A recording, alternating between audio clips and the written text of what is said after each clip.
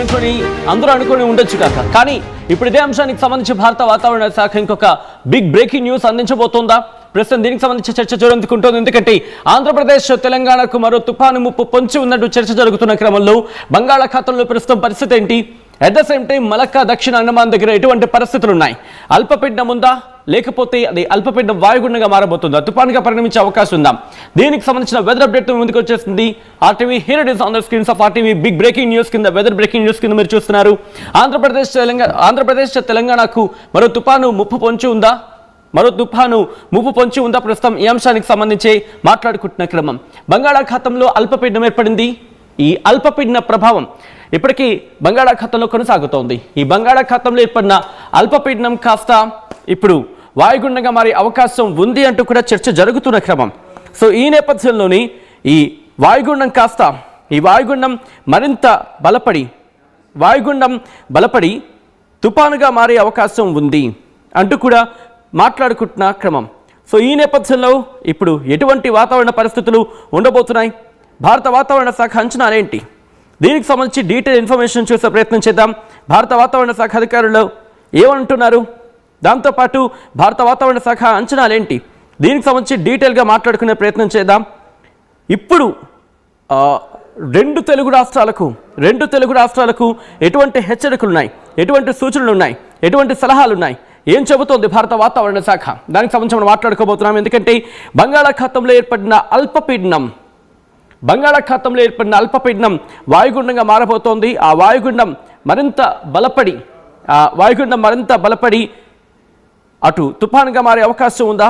ప్రస్తుతం దీని గురించి మాట్లాడుకుంటున్న క్రమంలో ఎటువంటి వాతావరణ పరిస్థితులు ఉన్నాయనేది అప్డేట్తో ముందుకు వచ్చేసింది భారత వాతావరణ శాఖ ఇచ్చిన ఆ రిపోర్ట్తో ఒక్కసారి నేను శాటిలైట్ మ్యాపింగ్ ద్వారా నేను మీకు చూపించే ప్రయత్నం చేస్తాను. ఒక్కసారి ఈ విజువల్ మీరు చూడొచ్చు, ఎటువంటి పరిస్థితులు ఉన్నాయనేది నేను మ్యాప్లో చూపించే ప్రయత్నం చేస్తున్నాను. ఒక్కసారి ఈ విజువల్ మీరు చూస్తే కనుక ఇదిగోండి, ఇక్కడ మీరు అబ్జర్వ్ చేస్తే డౌన్ ద లైన్ అంటూ ఉంటుంది సౌత్కి సంబంధించి మాట్లాడుకునే క్రమంలో. ఒకసారి మీరు ఇక్కడ చూస్తే కనుక బంగాళాఖాతంలో ఏర్పడిన అల్పపీడన ప్రభావానికి సంబంధించి మనం ఇక్కడ చర్చించుకుంటే ఇటు అండమాన్ నికోబార్ దీవులకు, మరీ ముఖ్యంగా మలక్కా అలాగే దక్షిణ అండమాన్ మధ్య అల్పపీడనం ఇక్కడ ఏర్పడిన అల్పపీడనం. ఈ అల్పపీడనంకి సంబంధించి కంటిన్యూ అవుతోంది ఇక్కడ వరకు కూడా. సో అవునా సచిన్ అని చెప్పి మీకు డౌట్ రావచ్చు. సో ఈ క్రమంలోని నేను ఇటు భారత వాతావరణ శాఖ ఇచ్చిన ఆ రిపోర్ట్ని బేస్ చేసుకొని చెప్పిన ఆ రిపోర్ట్ని నేను మీకు చూపించే ప్రయత్నం చేస్తున్నాను. ఇక్కడ ఒక్కసారి నేను ఫుల్ రేంజ్లో మీరు చూడొచ్చు. అదిగోండి, మీరు చూస్తే కనుక ఇదిగోండి, ఇక్కడ ఒక ఉపరితల ఆవర్తనం ఉంది, ఇక్కడ ఒక ఉపరితల ఆవర్తనం ఉంది. ఆల్రెడీ మీరు మ్యాప్లో చూడడం జరుగుతోంది. ఇక్కడ ఒక ఉపరితల ఆవర్తనం, ఇది అరేబియా సముద్రానికి సంబంధించి.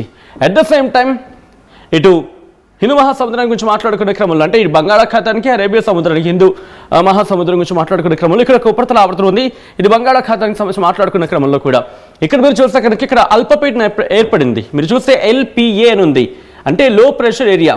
ఒక అల్పపీడనం ఏర్పడిన క్రమం ఇదిగో, నేను కాస్త జూమ్ చేస్తున్నాను సో దట్ ఇంకా మీకు క్లియర్గా ఉండే అవకాశం ఉంటుంది. ఇదిగోండి, LPA అంటే లో ప్రెషర్ ఏరియా.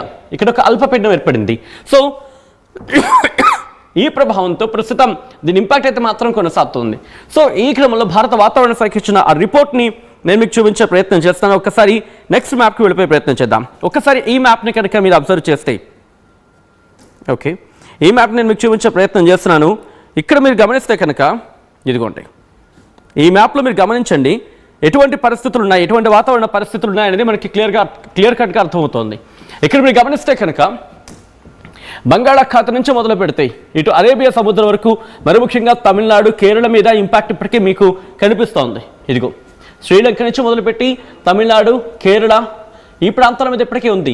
తెలంగాణకు సంబంధించి అంతగా లేకపోయినప్పటికీ రాయలసీమలో కొన్ని ప్రాంతాలకు మనం చూస్తున్నాం.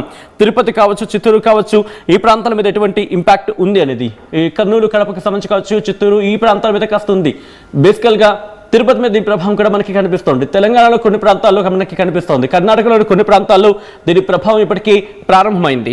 సో ఇప్పుడు ఇది మరింత బలపడే అవకాశం ఉందా? భారత వాతావరణ శాఖ ఏముంటుందనేది ఒక్కసారి నేను మీకు రిపోర్ట్లో చూపించే ప్రయత్నం చేస్తాను. భారత వాతావరణ శాఖ ఏముంటుందనేది ఒక్కసారి ఈ రిపోర్ట్లో మనం చూసే ప్రయత్నం చేద్దాం.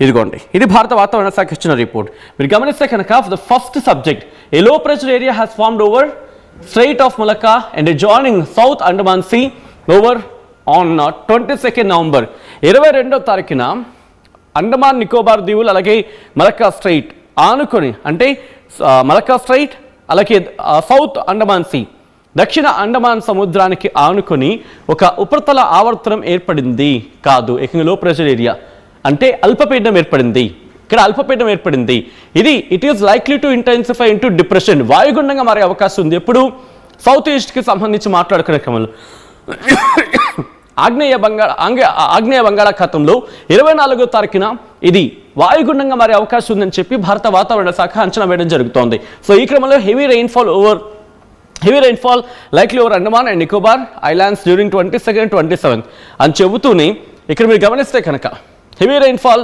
తమిళనాడుకు సంబంధించారు, కేరళకు సంబంధించి ఇచ్చుకొచ్చారు. అలాగే ఇక్కడ నుంచి రాయలసీమకు 22వ తారీఖున భారీ వర్షాలు చెప్పుకొచ్చిన సందర్భం 22 అంటే ఈ రోజు. సో ఇక్కడ నుంచి కాస్త నేను రిపోర్ట్ని చూపించే ప్రయత్నం చేస్తున్నప్పుడు weather systems and forecast and వార్నింగ్స్లో మీరు ఇక్కడ చూస్తే అండర్ ద ఇన్ఫ్లుయెన్స్ అంటూ కూడా ఇదిగోండి ఆల్రెడీ ఒక ఉపరితల ఆవర్తనం కొనసాగుతోంది. దాంతోపాటు ఒక అల్పపీడన ప్రాంతాన్ని కూడా గుర్తించిన సందర్భం. ఇది ఇంటెన్సిఫై డిప్రెషన్గా మారే అవకాశం ఉంది అంటే వాయుగుండంగా మారే అవకాశం ఉంది. ఇగో ఈ పాయింట్ నేను మీకు చూపించే ప్రయత్నం చేస్తున్నాను. పశ్చిమ వాయువు దిశగా వెస్ట్ నార్త్ వెస్ట్ వర్డ్స్ అంటే పశ్చిమ వాయువు దిశగా కదులుతూ ఇది ఇంటెన్సిఫై అవకాశం ఉంది, డిప్రెషన్గా మారే అవకాశం అంటే వాయుగుండంగా మారే అవకాశం ఉంది. దీంతో ఏమవుతుంది బంగాళాఖాతంలో 24వ తారీఖున వాయుగుండంగా మారే అవకాశం ఉందని చెప్పి ఆ తర్వాత పశ్చిమ వాయు దిశగా కదులుతూ మరింత బలపడి అది 48 గంటల్లో మరింత బలపడే అవకాశం ఉంది.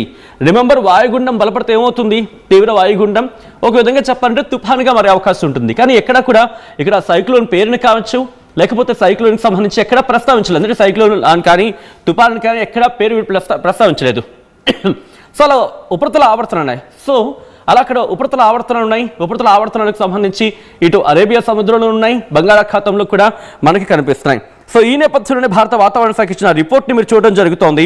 వెదర్ వార్నింగ్ ఇచ్చిన క్రమంలో ఒకసారి మీరు చూడొచ్చు ఆంధ్రప్రదేశ్ అండ్ తెలంగాణకు సంబంధించి మీరు చూస్తే 22వ తారీఖున ఇటు బంగాళాఖాతానికి సంబంధించి మాట్లాడుకునే క్రమంలో దాని ప్రభావంతో ఆంధ్రప్రదేశ్కి అంటే ఈ రోజు ఎల్లో అలర్ట్ జారీ చేస్తుంది.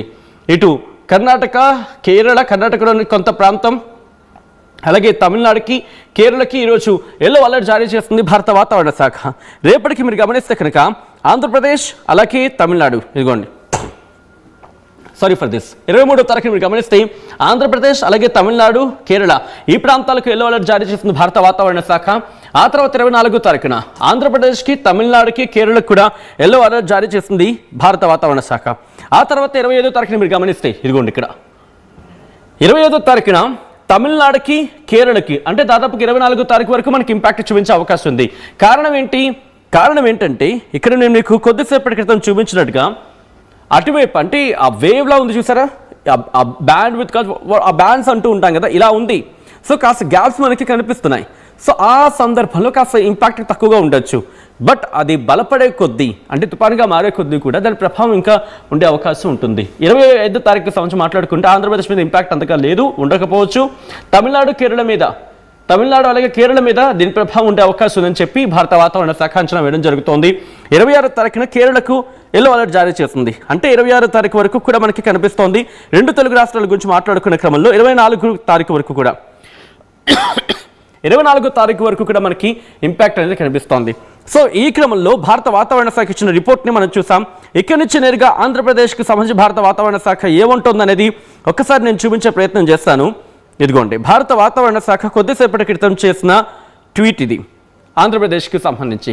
దీంట్లో ఏముంటుంది భారత వాతావరణ శాఖ దీంట్లో రాసుకొచ్చింది ఒకసారి చూడొచ్చు. ఇది భారత వాతావరణ శాఖ ఇచ్చిన రిపోర్ట్. నిన్నటి మలక్కా జలసంధి మధ్య భాగాలపై ఉన్న ఉపరితల ఆవర్తనం ప్రభావంతో సగటు అంటే ఈ రోజు నవంబర్ 22న ఉదయం 8:30 మలక్కా జలసంధి మరియు దక్షిణ అండమాన్ సముద్రంలో అల్పపీడనం ఏర్పడింది. తర్వాత ఇది పశ్చిమ